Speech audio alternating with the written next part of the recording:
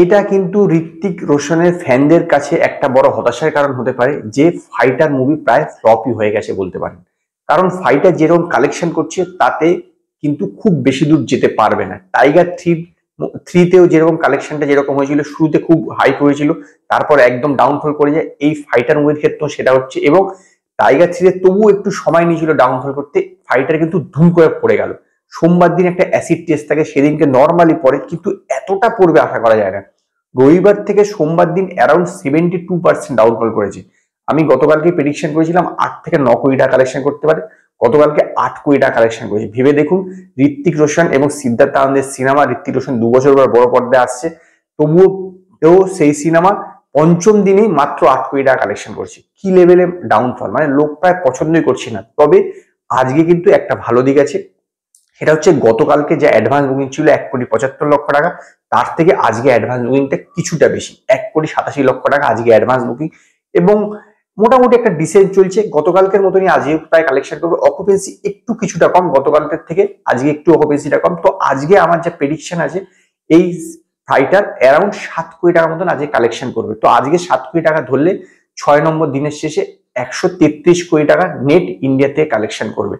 এই মুভি যেভাবে চলছে, ফাইটার যেভাবে চলছে, তাতে ঋত্বিক রোশন এবং সিদ্ধার্থ আনন্দের প্রথম সিনেমা ব্যাং ব্যাং এর যে 181 কোটি টাকা নেট ইন্ডিয়া থেকে কালেকশন ছিল, সেইটাকেই ছোঁয়াটা এখন কঠিন হয়ে দাঁড়াচ্ছে বলতে পারেন। ইয়েস, সেইটাকেই ছোঁয়াটা কঠিন হয়ে দাঁড়াচ্ছে যেভাবে এটা পারফর্ম করছে। মানে লোক এটাকে পছন্দই করছে না সে অর্থে। কারণ একটা বড় কথা হচ্ছে যে এই পাকিস্তানের ট্রাম্প কার্ড খেলাটা বারবার বারবার একই জিনিস, মানে একই জিনিসকে রিপিট করা, যে পাকিস্তানের বিরুদ্ধে যুদ্ধ করা, বা পাকিস্তানে কোনো অ্যাটাক করা, বা পাকিস্তানে কোনো একটা যে মিশন করা, এই জাতীয় জিনিসগুলোর উপরে শুধু সিনেমাগুলো হচ্ছে, যার ফলে কিন্তু লোকে আর ঠিক পছন্দ করছে না।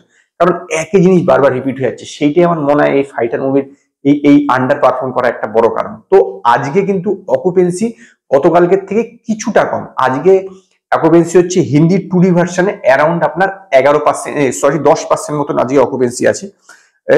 গতকালকে যেটা ছিল 11%, হিন্দি 2D ভার্সন থেকে। হিন্দি 2D ভার্সনে মর্নিং শোতে ছিল 8.50% অকুপেন্সি, আফটারনুনে ছিল 10.77% অকুপেন্সি, এবং ইভিনিং শোতে যাচ্ছে 12.82% অকুপেন্সি।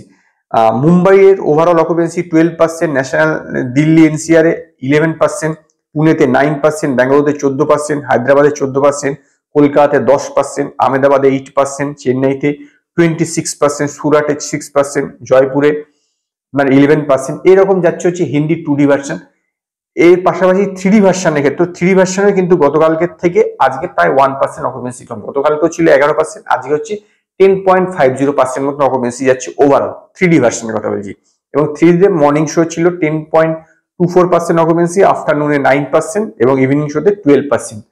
তো এখনো পর্যন্ত যে প্রেডিকশন আমার, তাতে আজকে কিন্তু 7 কোটি টাকা মতন এই মুভি কালেকশন করবে। 7 থেকে 7.5 কোটি টাকা খুব বেশি হলে এই মুভির আজকে কালেকশন, কালকে থেকে কিছুটা কম হবে।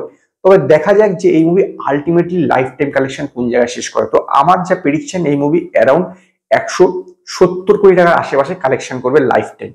তো আজকে এই পর্যন্তই। যদি আপনাদের এই ভিডিও পছন্দ হয় তো লাইক করুন, কমেন্ট করুন, শেয়ার করুন, আর নতুন নতুন ভিডিওর জন্য আমার চ্যানেলকে সাবস্ক্রাইব করুন।